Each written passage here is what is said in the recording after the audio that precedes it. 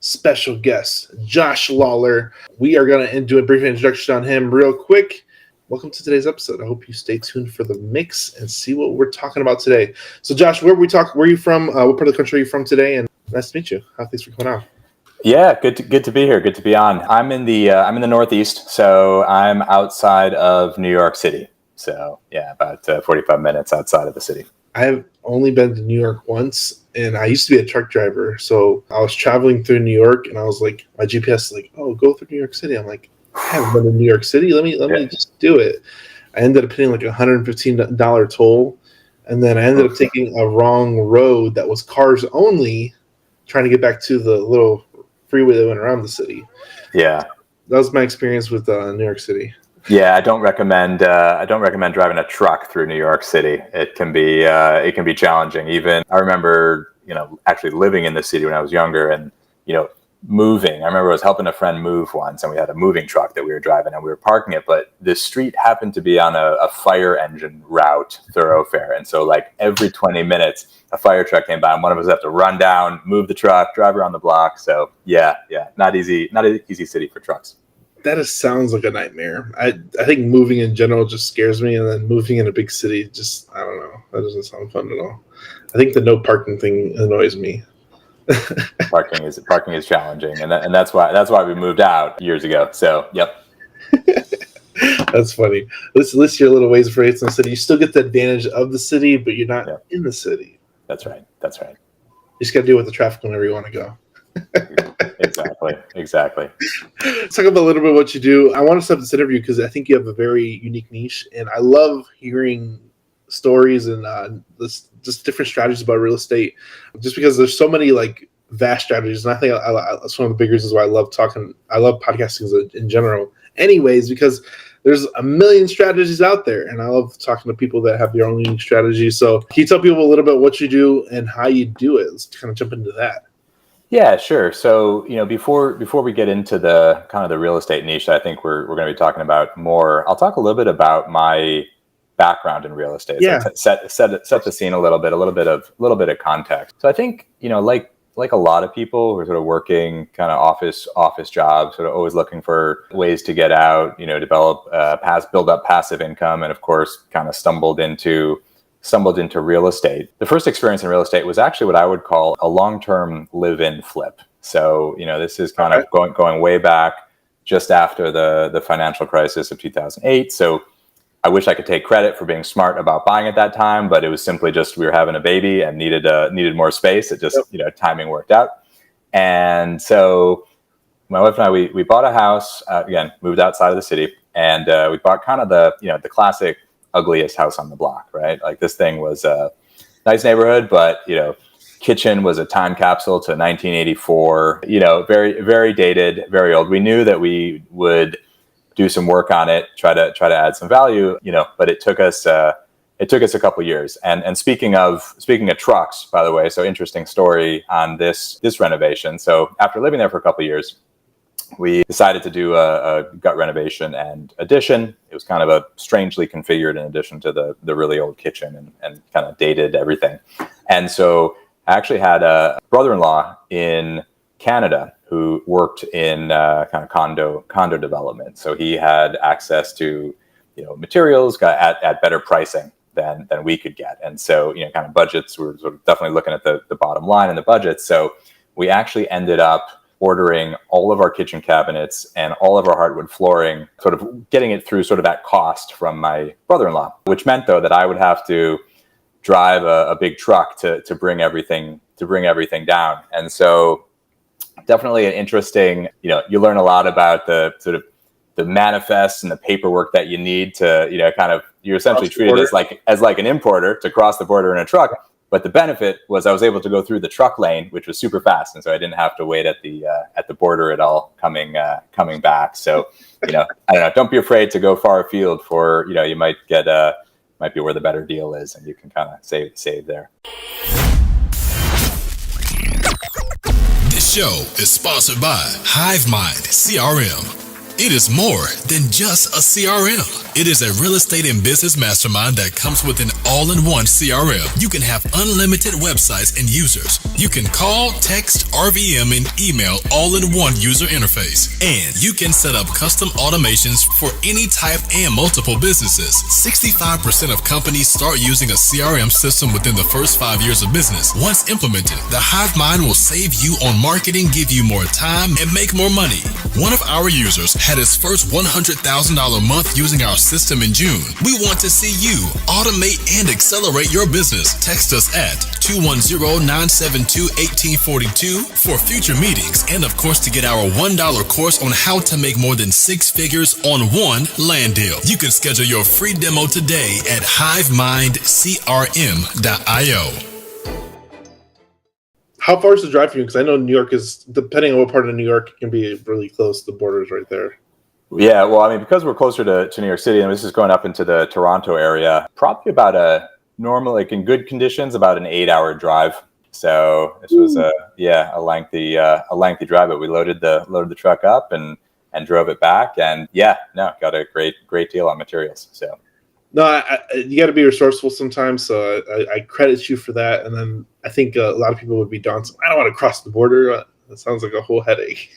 Yeah. So anyway, did that. Ended up, we renovated, did an addition, lived in the house for another couple of years, and then that actually we created a lot of value when we did that gut renovation and addition. And so by doing that, we were able to create a lot of equity. Got a home equity line of credit, and that was actually what we used to start investing in single family rentals. And we actually started not locally near where we are, but instead we went down to the Southeast. So the Atlanta region, the Jacksonville, and this is now about 2016 or so. Okay. And picked up a few single family rentals. I was new. I was nervous about kind of like, making the wrong investment or losing money. But we actually worked through at the time it was a startup, this company called Roofstock, which is kind of a turnkey provider. Yeah. So, right? What's that? They're huge now, right? Roofstock? They've grown, but back then they were kind of just starting out. So we sort of took a chance with them. But what I liked was that they put together all of the due diligence and kind of sort of inspections, and it really kind of gave me more of a comfort level in terms of what I was investing in. And they connected us with, of course, property management that they had vetted, et cetera. And so, that was really the kind of the entry into. So we purchased long distance and kind of worked through a property manager. And it's funny, when we were first looking at these, my wife and I, we were kind of running the numbers and looking at the monthly cash flow and focused on that, but what's really benefited us over the years is just, the appreciation, and especially in these markets where, values have gone up quite a bit. All of those properties that we purchased have, more than doubled in price since we purchased them. So, kind of did the single family. We still have those. Along the way, we picked up some multifamily, some small, what I'll call small multifamily, 2 to 4 unit apartments in kind of a little bit closer to home. And again, just kind of trying different areas of real estate, seeing how they did. It's been interesting. Some have been more successful than others, right? And the cash flow is never as like it pencils out, when you're doing the math after you deal with repairs and maintenance and things like that. But like I said, the single family homes did pretty well, created a lot of equity again, and we're able to, we cash out, refied those a couple times actually.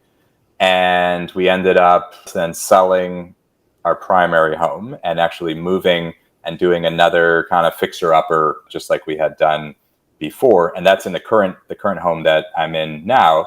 And that kind of brings us to when we started getting into the renting for film shoots, which is, so again, I give you a lot of background there because it's not like, we jumped right in and started doing film shoot rentals. We kind of went through a lot of the traditional aspects of real estate investing. I think a lot of people do single family rentals, you live and flip, small multifamilies, et cetera. So, I think everybody has their path, and there's almost like an epiphany that happens. And you're like, hey, you kind of hear about it or kind of fall into it, and you're like, oh, let's try it, and it works out great. Yeah. And then like everybody's like, real estate's passive income, and you realize you gotta do repairs and vacancy for 6 months, and you're like, oh no, it's not so passive anymore.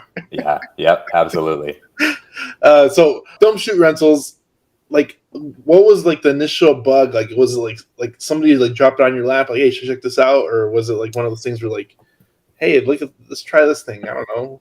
Yeah, so someone had, we were talking to someone, and someone sort of mentioned it, right, and just kind of like planted the seed that it was a thing. Like we didn't even know it was a thing, and we had just sort of renovated and rebuilt the current house, and so we figured, you know what, let's try this. Let's get some pictures. Let's get some pictures taken, and let's sort of try to see if we can figure this out. And, obviously learned a lot along the way, made a lot of mistakes, but, I think it's one of those niches of real estate that it's not very well known. And I think that there are a lot of misconceptions about it. So whenever I talk to people about it, they often kind of come up with immediately like a number of myths or sort of misconceptions about it that I think are probably worth talking through for people. So, Daniel, what's your first thought when you think of film shoot rentals?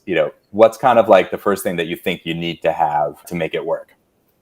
So the reason why I caught my eye, because I lived in Atlanta for 6 years, 6.5 big months, Yep. years, and a long time. And Atlanta's a big film area. Yep. There was an investor that I followed to this day on Facebook. I've never spoken to him. I've reached out to him, never connected. His name is Jay Crawford. If you're watching this, I'm on to the podcast, but I've been watching him for a while, and he was building like these new builds, and he eventually, people started connecting with him. Like, he was building them to sell, but people were like, oh, can I film a music video at your house? Yep. And I remember his first post years ago. It was probably 2-3 years ago. And he's like, sure. Like, how much are we talking about? So he started posting his little journey of like, people would ask him to, like, he had like 2 or 3 music videos filmed at his house. Mm-hmm. And then his videos came out and he was putting the video on and where his house was. So it was a really cool experience seeing his house on music videos. So after I saw that, and then he said people would book it for like private dinners or something. So I'm like, this is like, I feel like it's like not Airbnb because no one's staying there. It's more for like activity rentals of like peer space or something like that, almost like that type of rental. But it was a little different because he was making a lot of money charging for the like, people would block it for like 5 hours and he'd charge them like 10-15 grand. I'm like, what the heck?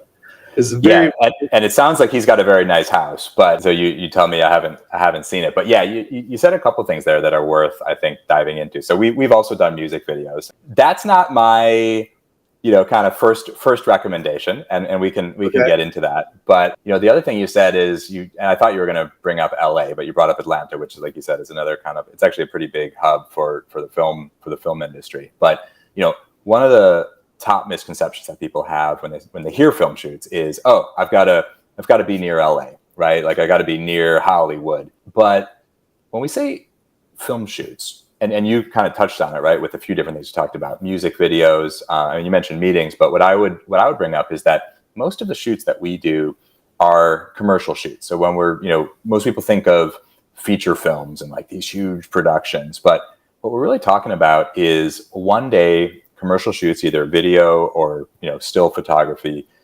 These are businesses, companies, startups that need to create content.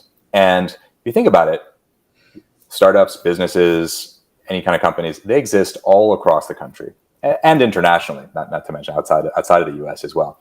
And everyone has a website that they need to keep up to date. Everyone has social media that they need to create content for.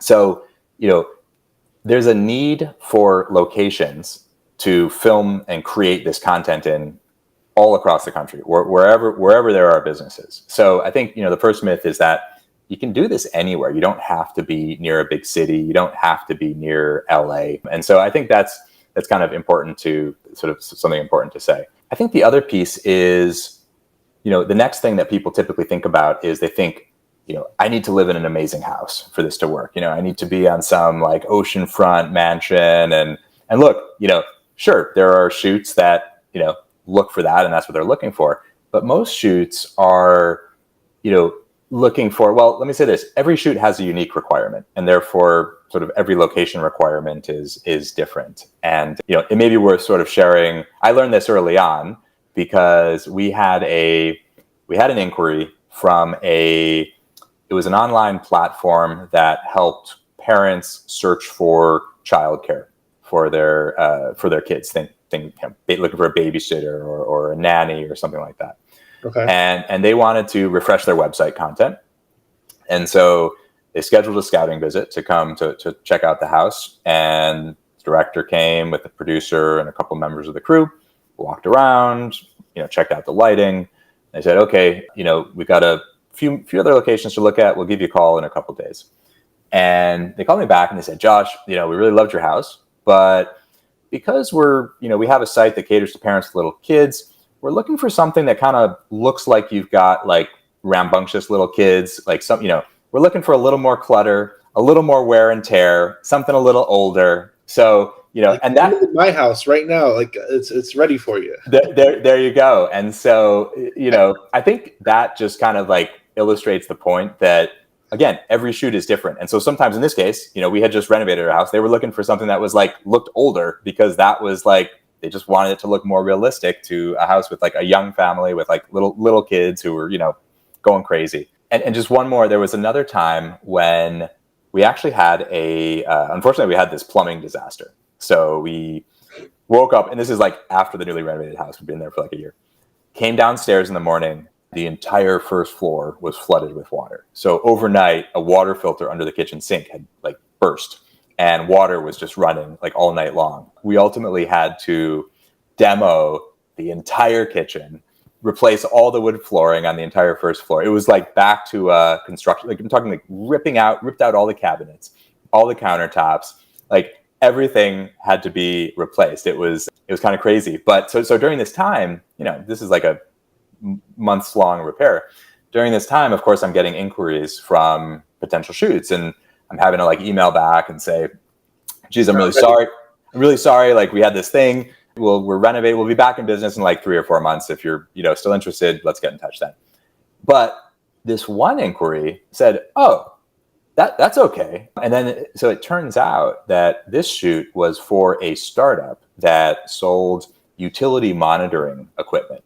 So when I say that, think something like little devices that attach to like your electrical and your gas line and your water line to let you know if there's an issue. And so when they heard like we had this flood, they're like, oh yeah, that's fine. And actually they're like, can we shoot in like the destroyed area of your house so we can show customers what happens if you don't use our product?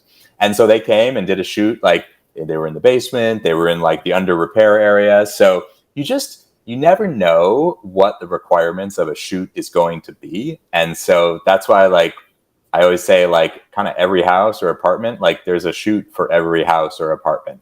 And don't worry that your house isn't some, like architectural digest like structure.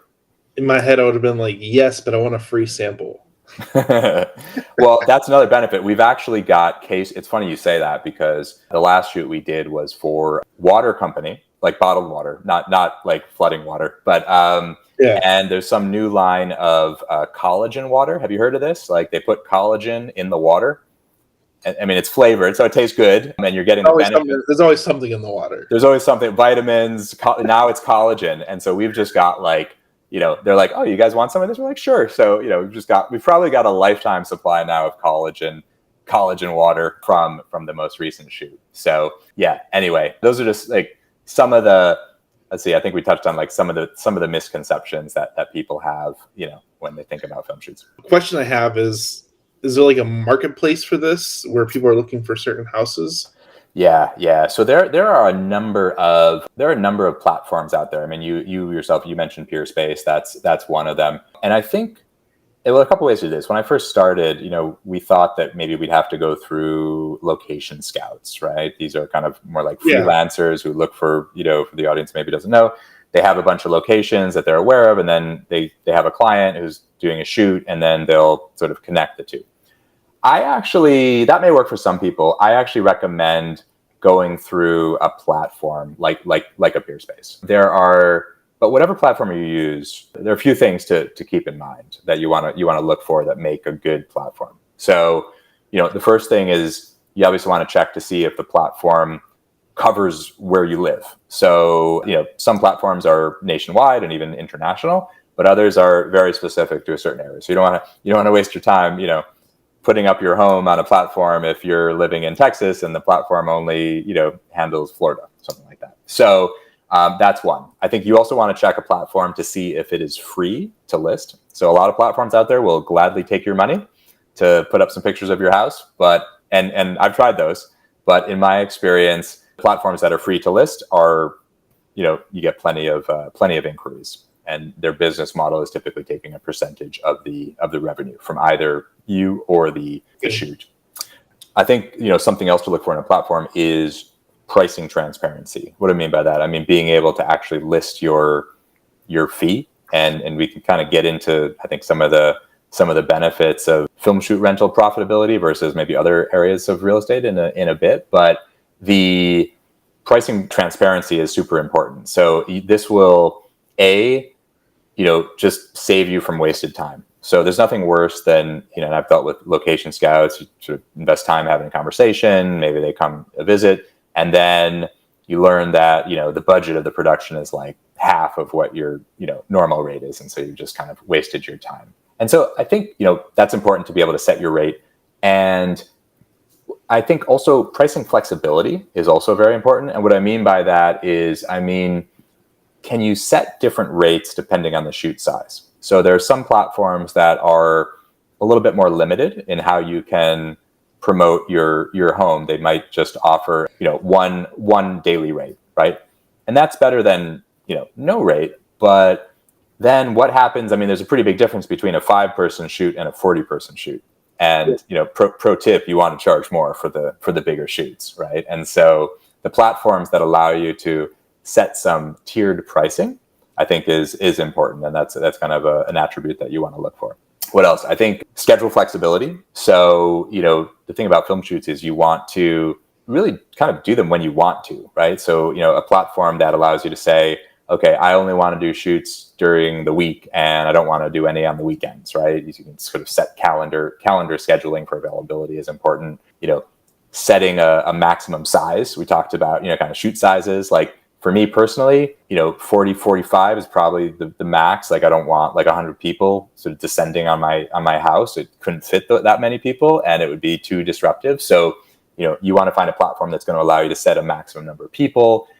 Minimum number of hours is another thing that you want to look for, right? And we talked about, to come back to the music video. So, early on we did a music video, and I love music as much as anyone else, but I found that in my experience, musicians they're creative types, right? So they're not, like the ones that we had, they showed up 3 hours late because they didn't account for traffic. And so then they had to stay late. And it typically doesn't take as long though to shoot a music video as like what I would call a professional commercial production.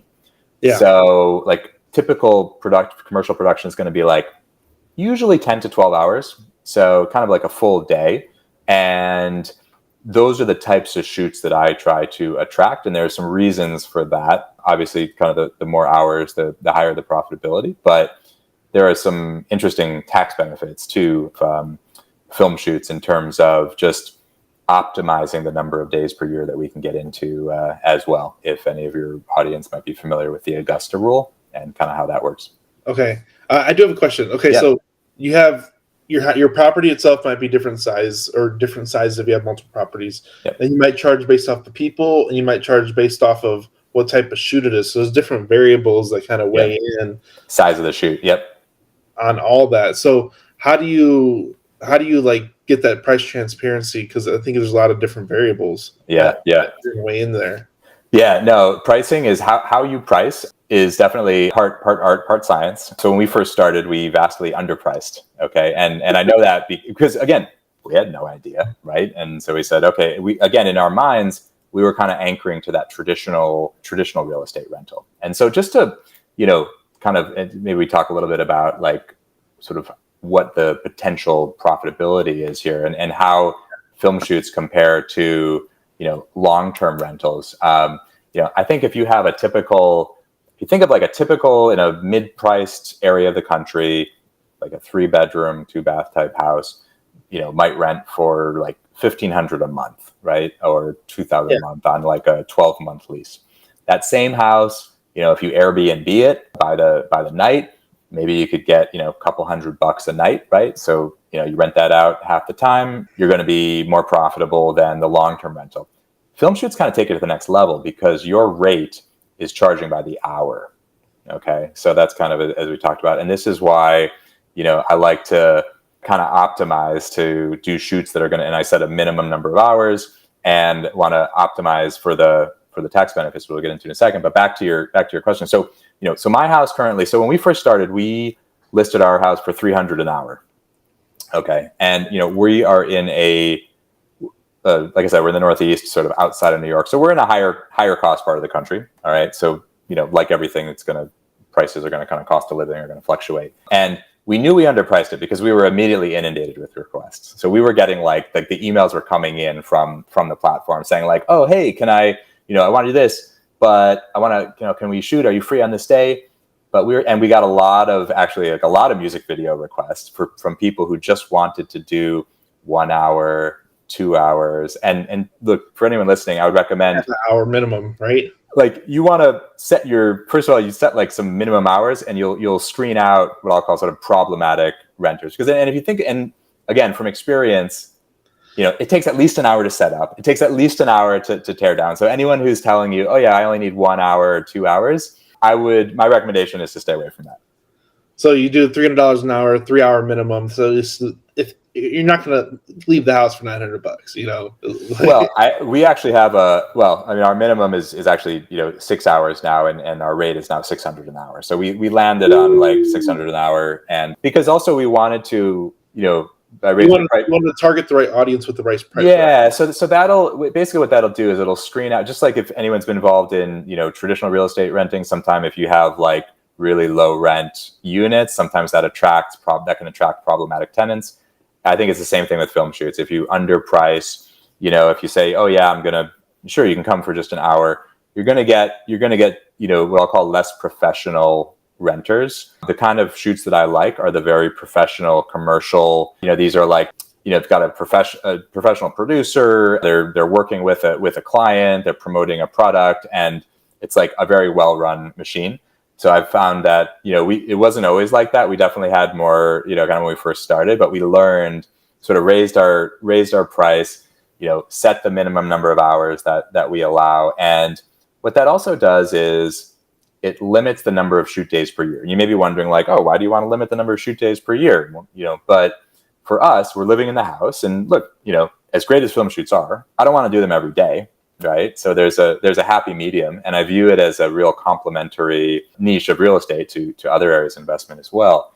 And there's something that, is called the Augusta rule for anyone not familiar with it. And and again, I'm not a tax professional, always consult your tax advisor, but the Augusta rule says that, and the history is I think maybe in the 70s or so, the Masters golf tournament in Augusta, Georgia, locals would rent out their homes to people visiting to come through the golf tournament. And they lobbied Congress to make a rule that said that they can rent for up to 2 weeks, 14 days, without paying any taxes on the income. So that's a pretty big benefit in real estate, and for film shoot rentals especially is well suited to that because, unlike you might have an Airbnb that you want to obviously rent out as much as you can, you're quickly going to exceed 14 days per year. But if it's your home that you're renting for film shoots, you can try to optimize to hit that 14 days per year number. And again, if you set those minimum hours, you can do pretty well and get 14 shoots, and all of the income will be tax free from those shoots. So, just to kind of give you a sense, right? Like in my house, our rate is $600 per hour. Like a professional day for a shoot, 12-hour day, $7,200 a day. Times 14 days is about $100,000, and we don't pay any taxes on that. So that's the equivalent of like $150,000, say, before tax. So, again, that's why I recommend you want to kind of optimize professional crews, professional shoots, minimum number of hours. And again, there's no, if you want to go for it and rent as many days as you can, you'll be fine. But again, for me, it's personal. For me personally, I like to kind of find that medium, 1-2 shoots a month. That works nicely for me. That is amazing to make $100,000 tax free.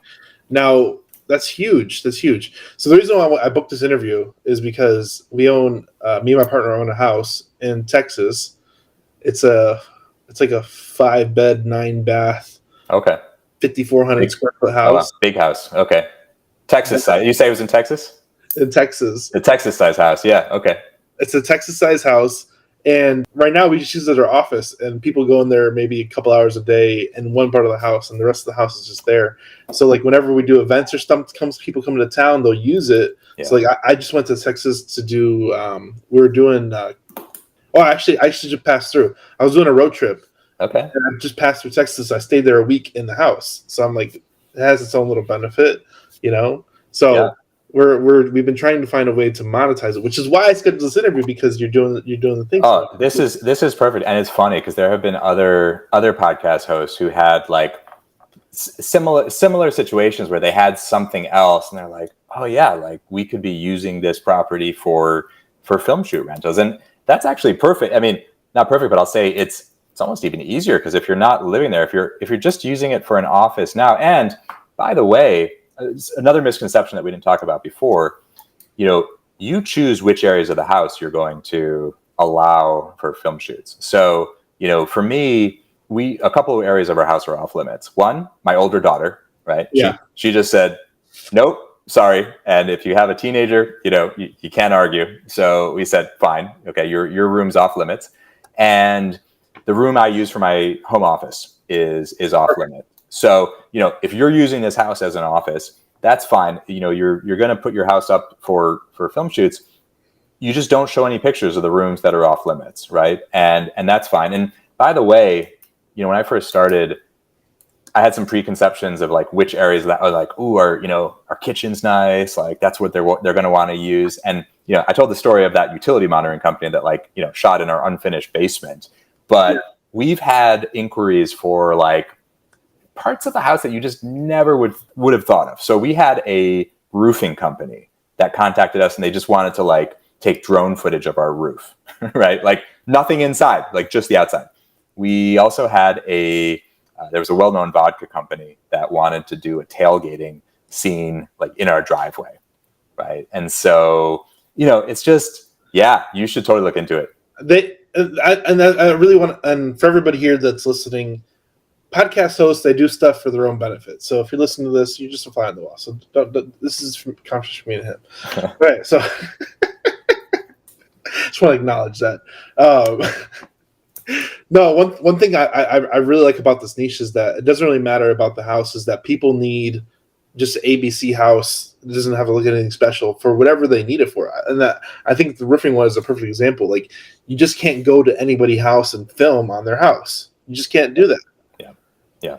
And I would also add that, people may be wondering like, well, don't these, why do these companies that are, creating content for their website or a new product line, like, why can't they just use a studio? And I've asked the same question. So I always ask, like, when the producers come and the directors, they're like, so why can't you guys just like, especially when it's like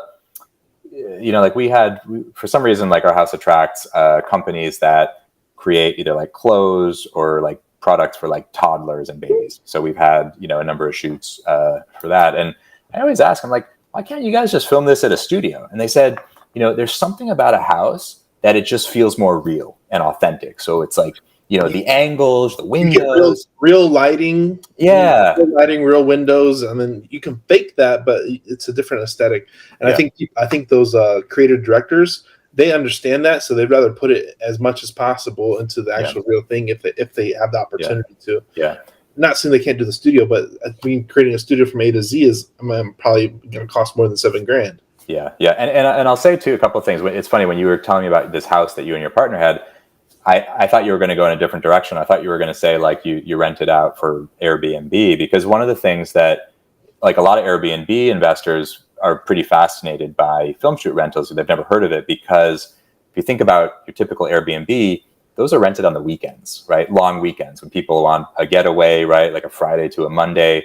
But film shoot rentals, again, the professional ones, the approach that I teach in my course, the ones that you want to attract are typically during the week. And so it's a really nice complement for, if you've got an Airbnb that you're renting out on the weekends, put it up for film shoots, and you can start to fill those vacancies during the week, Tuesday, Wednesday, Thursday, et cetera. So no, I like the strategy.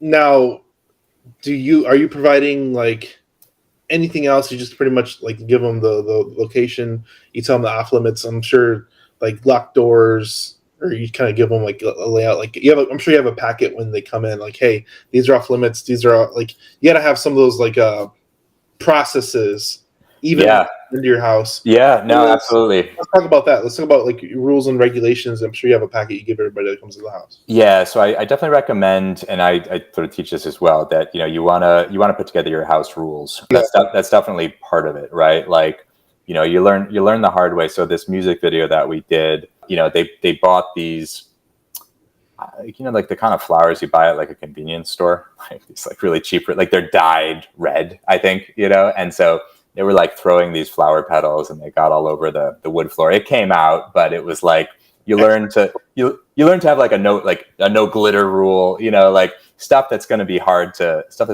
clean. But I think in addition to the house rules, there's a lot of communication strategies and techniques that, again, I talk about this a lot in the course that I run, but you really want to ensure that you're over communicating. So I've had the experience where, just give an example, right?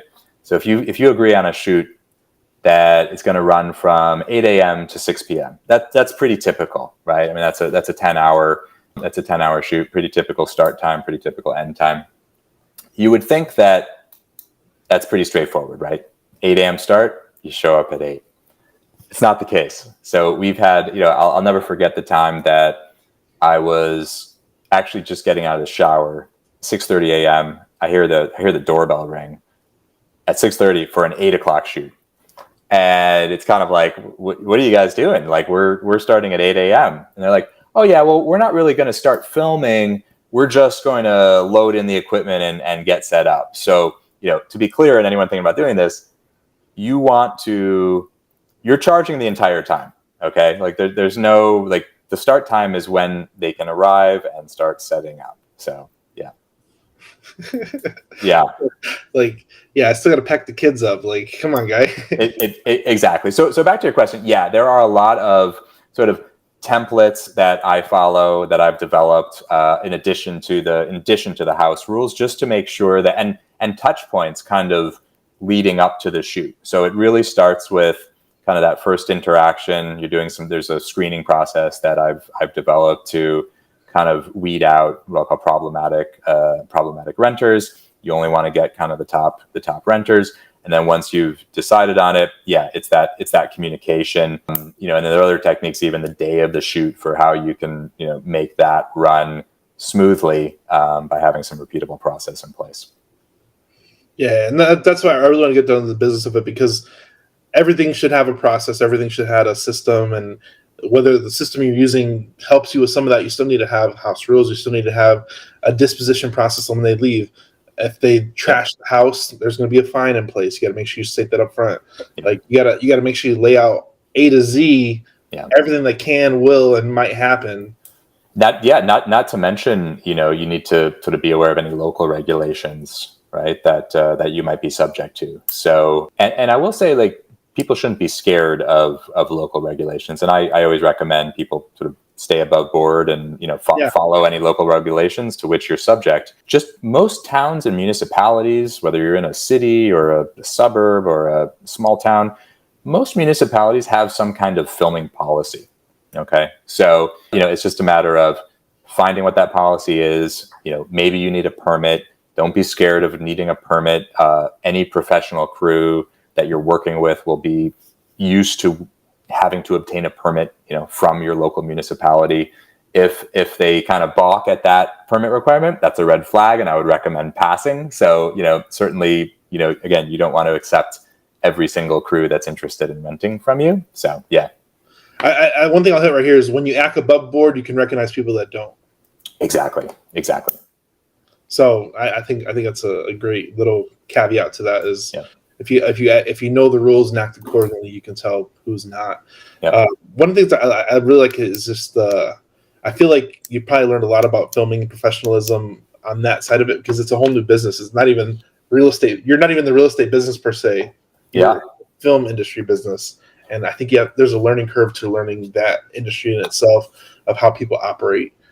Yeah, I mean, it's certainly have. I will say that, and thanks for bringing that up, because I didn't mention it earlier, but that's something else that is another common misconception. Sometimes people say like, oh, like, I don't know anything about like the film. I don't know anything about the film industry. Like, how can I do this? And look, let me be clear. When producers or directors are looking at your location for a shoot, they're not looking at your skills as a filmmaker or any aspect. They're simply looking at your location. And so if your location, if your house or your apartment meets the requirements, they're happy. The one thing I will say is, I think, again, it kind of maybe related to this. So, look, you don't need to know anything about the film industry. I have obviously absorbed from, kind of some of the lingo, or like some of the, like seeing how it works, and, what they call things. But I think the key thing is just like allowing the shoot you need to be comfortable allowing the shoot to run its course. So,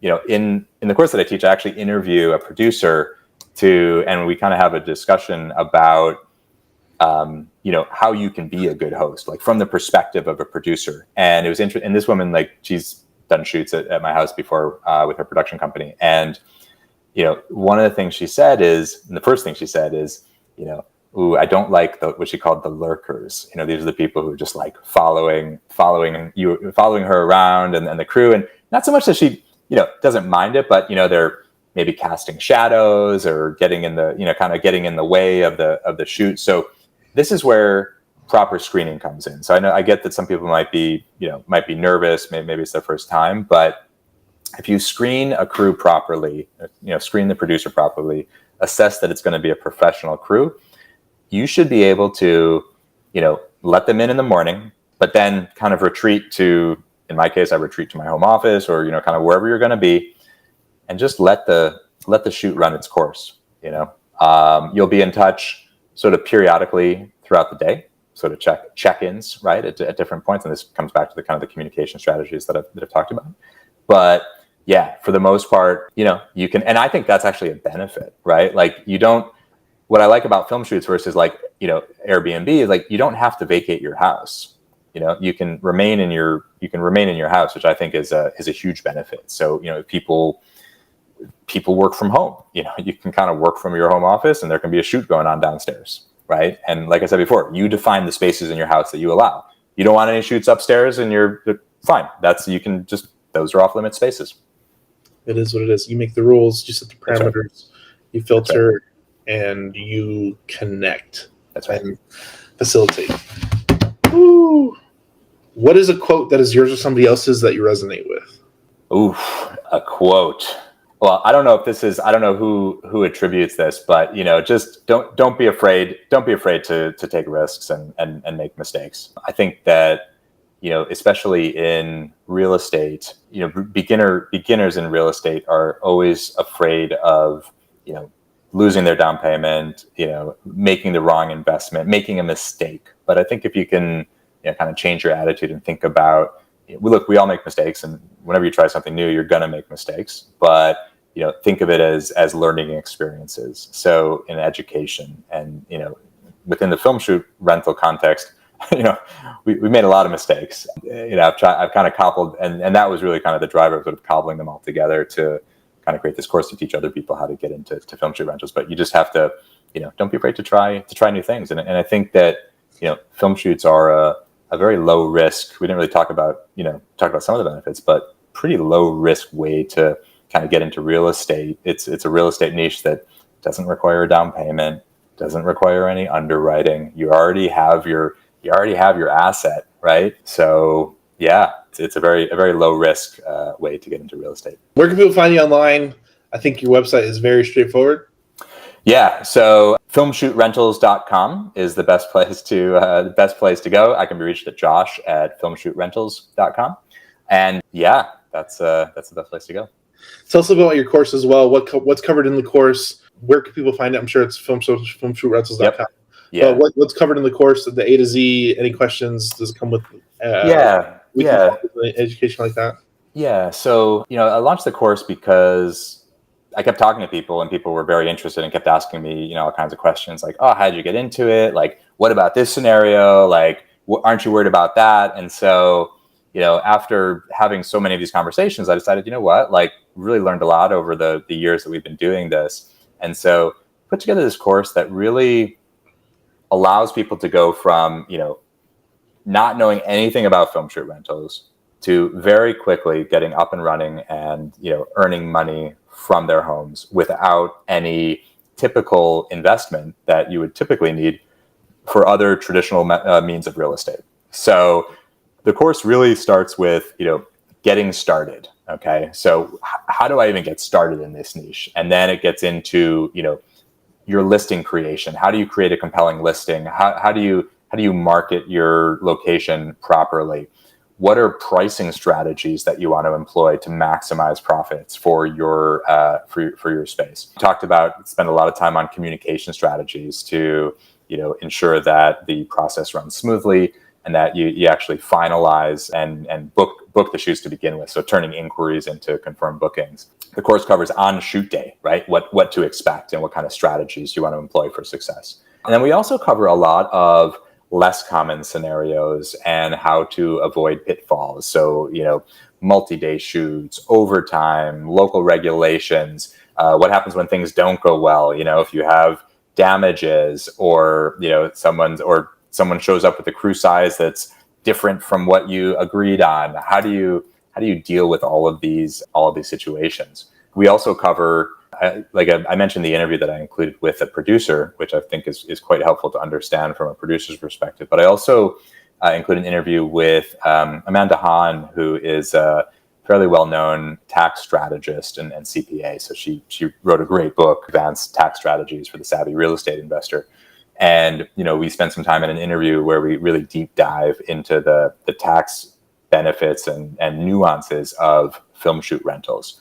We also talked about, you mentioned kind of the house rules and process. So all of the templates, scripts that I've developed to make this work over the years, I include in the course as well. And yeah, depending on the plan, it also includes direct time with me in terms of Q&As, and might even help you write your listing description and join you, depending on the plan, for your first, what I call an intake call. That's kind of the initial phone call after someone expresses interest in using your space.